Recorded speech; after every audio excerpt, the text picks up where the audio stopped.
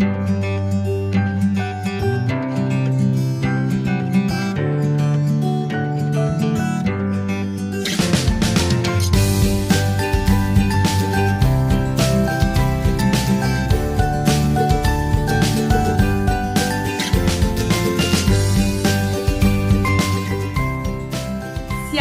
salam damai sejahtera bagi kita semua umat yang dikasihi Tuhan yang masih tetap setia untuk kembali merenungkan firman Tuhan.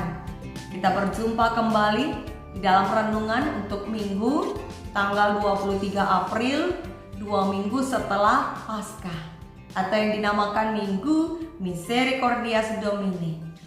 Mari sebelum kita merenungkan firman Tuhan, kita siapkan hati kita. Kita mohon penyertaan Tuhan, kita bersatu di dalam doa. Kita berdoa. Ya Allah Bapa kami, Bapa yang empunya kehidupan kami, kembali kami datang ke hadapan-Mu Tuhan, dalam hati yang penuh ungkapan syukur, di mana Engkau masih memperbolehkan kami memiliki napas kehidupan untuk kembali bisa merenungkan sebagian dari firman-Mu. Layakkan kami menerima firman-Mu hari ini Tuhan, supaya kami bisa menyadari betapa besar kasih penyertaan Tuhan dalam hidup kami, dan kami pun semakin mampu hidup setia di dalam penyertaan Tuhan. Firman-Mu lah kiranya menjadi kekuatan kami dalam menghadapi setiap tantangan godaan di dalam kehidupan ini. Berkati hamba-Mu yang akan Engkau pakai menjadi alat-Mu Tuhan. Biarlah Roh Kudus-Mu menggerakkannya berkata-kata sesuai kehendak-Mu saja. Di dalam nama Yesus Kristus kami berdoa. Amin. Saudara yang dikasihi Tuhan, kita akan membaca kitab Keluaran, Perjanjian Lama, ya, kitab Keluaran pasal 34 ayat 5 sampai ayat yang ke-7. Pasal 34 ayat 5 sampai yang ke-7, demikianlah isinya. Turunlah Tuhan dalam awan, lalu berdiri di sana dekat Musa, serta menyerukan nama Tuhan.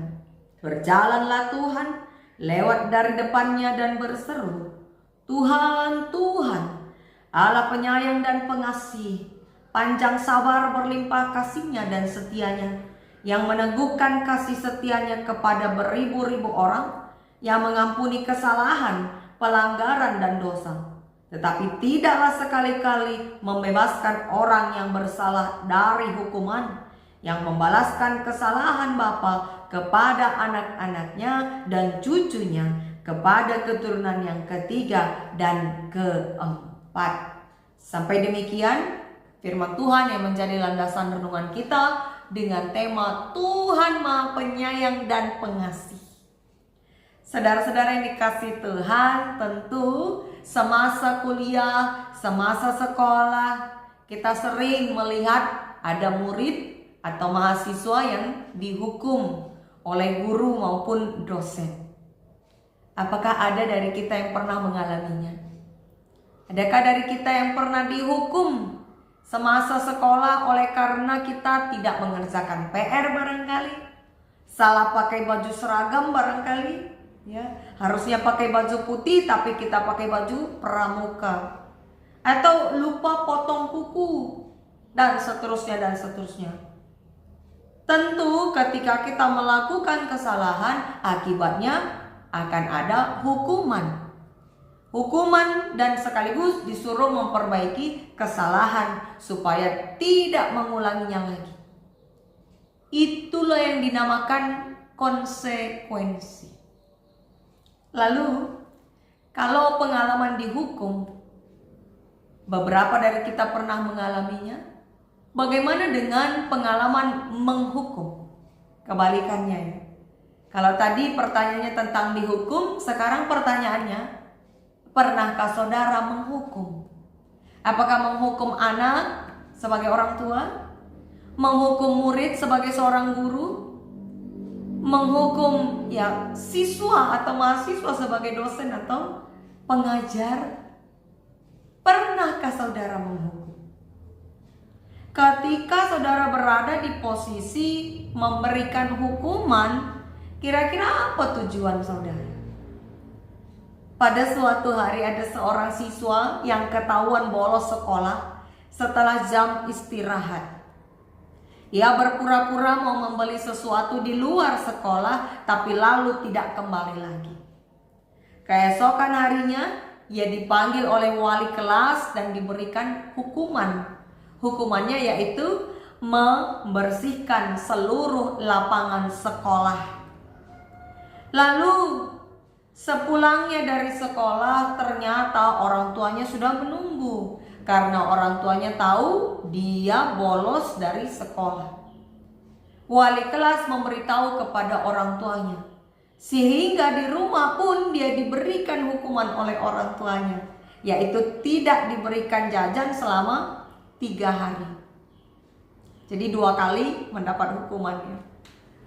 Tentunya setiap hukuman tersebut bertujuan untuk memberi efek jerah, supaya sang murid, sang anak tahu mana yang benar, tahu mana yang salah, sehingga kedepannya tidak mengulangi hal yang salah, melainkan terus melakukan hal yang benar.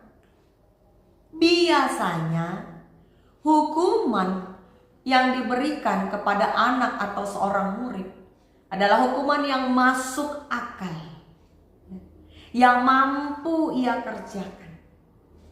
Tentu tidak ada orang tua yang menghukum anaknya dengan memasukkannya ke kandang singa, ya, atau orang tua yang menghukum anaknya dengan memasukkan anaknya ke kolam yang berisi buaya, dan seterusnya dan seterusnya. Hukuman-hukuman yang bertujuan untuk membunuh si anak tentu tidak ada, karena setiap hukuman itu tentunya bertujuan memberi efek jerah, sehingga ia tidak mengulangi kesalahan dan menjadi patuh.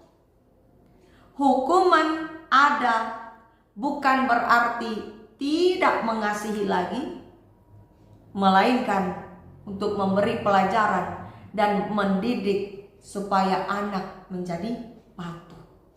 Sama seperti yang dialami oleh Musa di dalam nats renungan kita ini.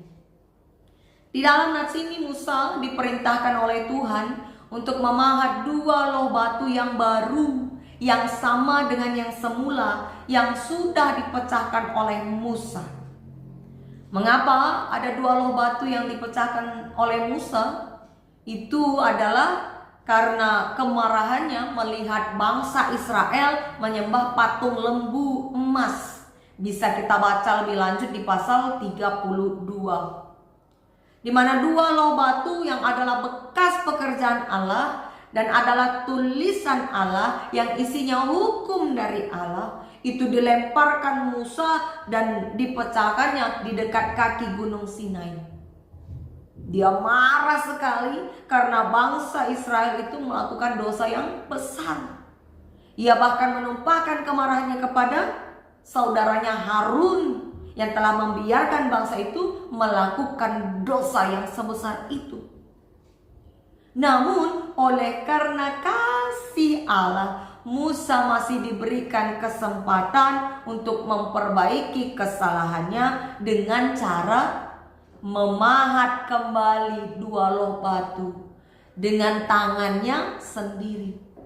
Kalau tadi 2 loh batu yang semula adalah hasil pekerjaan Allah, maka yang ini adalah hasil pekerjaan tangan Musa. Dia harus memahat sendiri 2 loh batu yang baru. Bukan lagi tulisan tangan dari Allah, tetapi harus dari hasil tangan Musa. Tentu tidak gampang untuk memahat batu. Namun itulah konsekuensi hukuman yang harus Musa tanggung. Tetapi hukuman itu bila dibandingkan dengan kasih setia Allah yang masih mau menerima Musa, yang masih mau menyertai bangsa Israel, tidaklah seberapa. Meskipun berat memahat batu, tapi itu tidak seberapa dibandingkan kasih Allah. Terbukti kasih Allah itu melalui ayat 4 dan 5 di mana Allah turun ketika Musa naik ke Gunung Sinai. Tuhan turun ketika Musa naik, artinya Tuhan masih merespon Musa. Tuhan menampakkan kehadirannya melalui awan. Itu adalah tanda bahwa Allah masih berkenan memakai Musa sebagai perpanjangan tangannya memimpin bangsa Israel. Dan meski bangsa itu sudah melakukan dosa yang sangat besar, Tuhan Allah tidak memusnahkan mereka. Inilah yang dinyatakan melalui seruan Allah di ayat 6 dan 7.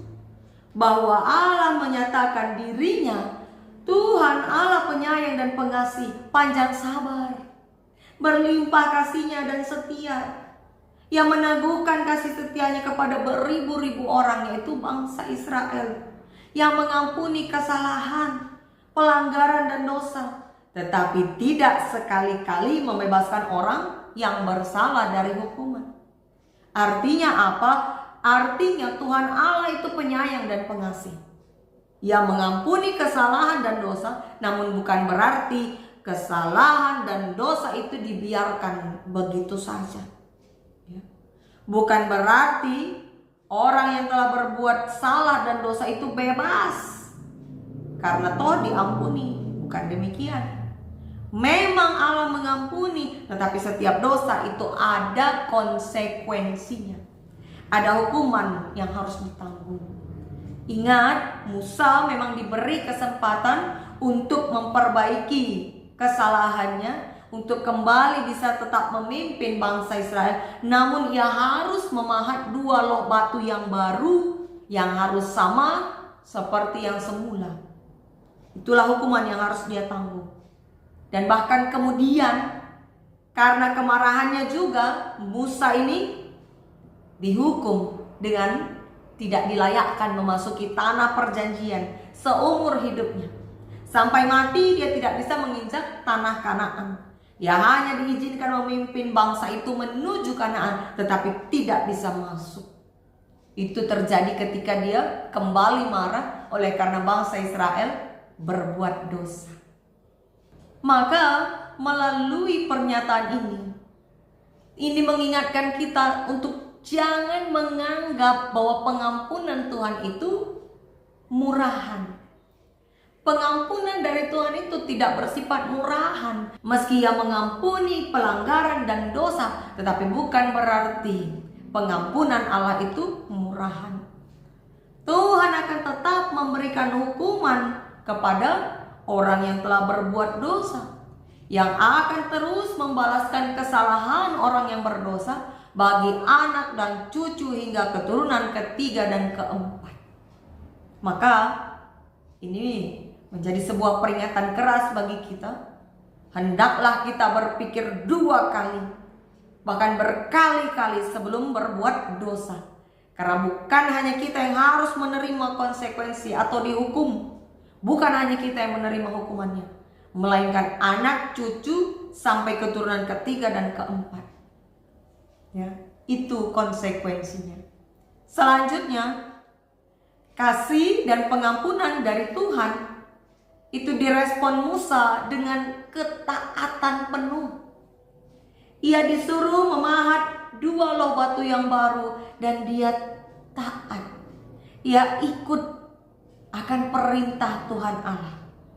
Inilah yang melayakkan Musa masih bisa terus berjumpa dengan Allah dan masih bisa terus menyuarakan firman Tuhan bagi bangsa Israel. Musa naik ke Gunung Sinai, Tuhan turun untuk menghampirinya. Itu adalah sebuah tanda kasih dari Tuhan Allah. Tema renungan kita hari ini adalah Tuhan Maha Penyayang dan Pengasih. Ini mengingatkan kita betapa Tuhan itu penuh dengan pengampunan. Ia mengampuni dosa dan kesalahan-kesalahan. Betapapun kita hina, Ia tetap memberikan kesempatan untuk kita manusia memperbaiki diri. Sebagaimana pengalaman Rasul Paulus di dalam kitab Efesus 3 ayat 5-8. Di dalam kitab Efesus 3 ini, Rasul Paulus di dalam kesaksiannya bagi jemaat Efesus menyebutkan bahwa oleh karena pengampunan dari Tuhan, ia yang hina dilayakkan menjadi pemberita Injil. Bukan karena apa yang ada padanya, bukan karena kehebatannya, tetapi karena Tuhan yang memberinya kesempatan dan memperlengkapinya. Artinya apa? Artinya ketika kita mau buka hati untuk menerima Tuhan dalam hidup kita, maka Tuhan akan melayakkan kita serta memperlengkapi kita menjadi pelayannya. Layaknya Rasul Paulus, di dalam kehinaannya Tuhan masih melayakkan, memberinya kesempatan baru. Maka mari kita pergunakan setiap kesempatan yang masih Tuhan beri selama kita masih hidup di dunia ini. Mari terus menerima Tuhan. Di dalam setiap kekurangan keterbatasan kita, minta mohon penyertaan dan kasih Tuhan. Minta pengampunan Tuhan. Karena di dalam segala keterbatasan kita, kita pasti diperlengkapi Tuhan. Dan itulah bukti kasih Allah. Di dalam ketaatan ada kasih Allah. Di dalam setiap keinginan untuk memperbaiki diri, Tuhan selalu memberi jalan dan kesempatan. Minggu ini dinamakan Minggu Misericordias Domini. Kita diingatkan akan kasih penyertaan Allah dalam hidup kita.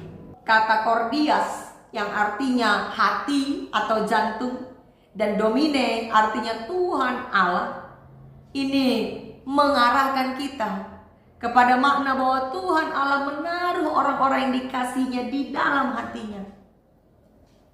Setelah 2 minggu Paskah berlalu, peringatan Paskah sudah berlalu, kita kembali diingatkan akan kasih Allah yang diwujudkannya melalui pengorbanan Kristus, anaknya yang tunggal, untuk menunjukkan jalan bagi kita manusia menuju tempatnya di sorga, menuju Allah Bapa.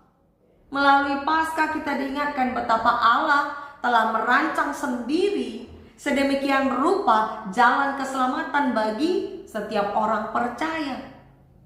Ini mengingatkan bahwa Tuhan selalu ada bagi kita. Pertanyaannya, bagaimana dengan kita? Apakah kita selalu setia kepada Tuhan? Tentu ini menjadi pertanyaan refleksi bagi kita.